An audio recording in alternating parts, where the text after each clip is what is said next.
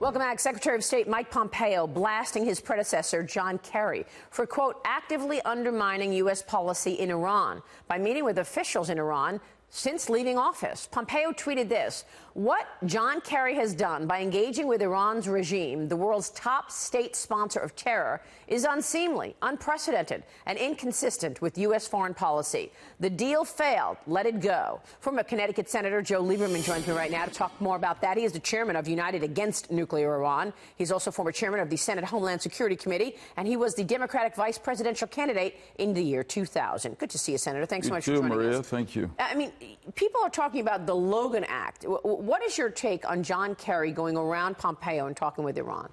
Yeah, I think the Logan Act is probably beside the point. It's been on the book for almost 2 centuries. I don't know that it's ever been enforced, but here's the point. America has only one Secretary of State at a given time, one president, and they have a right, as a result of their election, to conduct our foreign policy. When a former Secretary of State goes to see the foreign minister of Iran, particularly when that former Secretary of State, John Kerry, has a totally different position than the Trump administration, Secretary Pompeo, myself. I'm really grateful that the Trump administration pulled out of the Iran nuclear agreement. I thought it was a bad agreement for the United States. We've got Iran on the ropes now, and a meeting between John Kerry and the Iranian foreign minister really sends a message to them that somebody in America who's important maybe trying to revive them and let them wait and be stronger against what the administration is trying to do, which is to get a better nuclear agreement with the Iranians. So I think it was a mistake for John Kerry to meet with the Iranian foreign minister. The only way I would say he should meet with any world leader today is if he was authorized by the current administration, and I would have said that if Condi Rice wanted to meet with somebody when Barack Obama was president. Of course. You were against the Iran deal from the beginning, but John Kerry basically, he admitted it in his memoir, book tour, that he met with them 3 times. What is he trying to do? We're out of the deal. What is John Kerry going to do? Right. Elections have consequences. And in this case, in my opinion, thank God, the election had the consequence of pulling us out of a bad agreement that didn't stop the Iran nuclear program, which is why we adopted all those economic sanctions in Congress all those years. It just forced them to put the brakes on for a while if they keep their word. So I think with John Kerry meeting with the Iranians, it encourages them, whether he said this or not, to believe that they can wait it out, they should be tougher with the U.S. The fact is, though even our allies in Europe seem to be clinging to that bad agreement, their businesses are exiting Iran, because if you give them a choice, as President Trump and Mike Pompeo have now forced them to make, between doing business with Iran, $500 billion GDP, and doing business with America, $21 trillion GDP, it's an easy choice. Yeah, they're going to get out of Iran, and that's what's happening now. And we ought not to.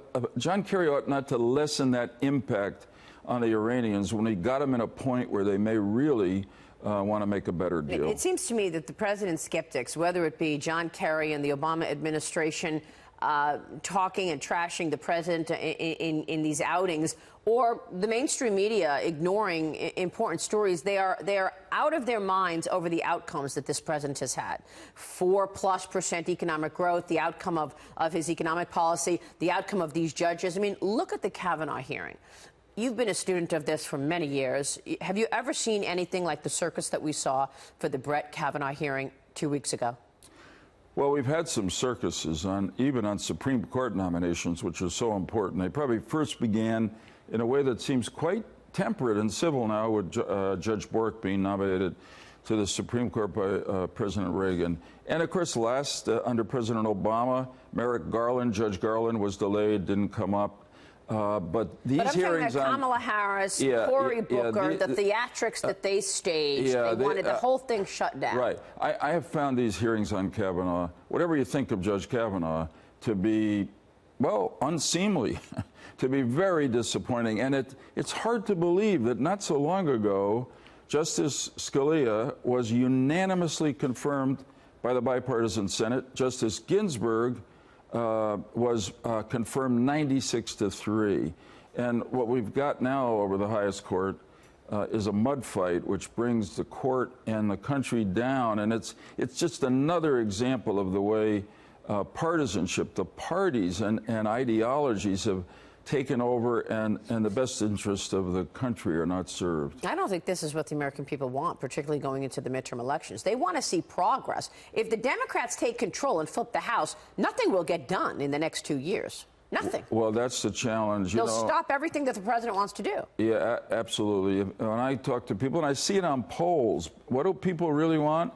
They want problem solved. Right. They want the country to seize its opportunities for a better future, and they're really disgusted by the mess in Washington, by the partisan reflex back and forth, because as my friend John McCain, God bless him, would say, they're not putting, people in Washington are not putting the country first. Yeah. And yet, that's what we see. We'll keep watching. Good to see you, Senator. Thanks you very too, much. Maria. We appreciate you joining us. Joe Lieberman, the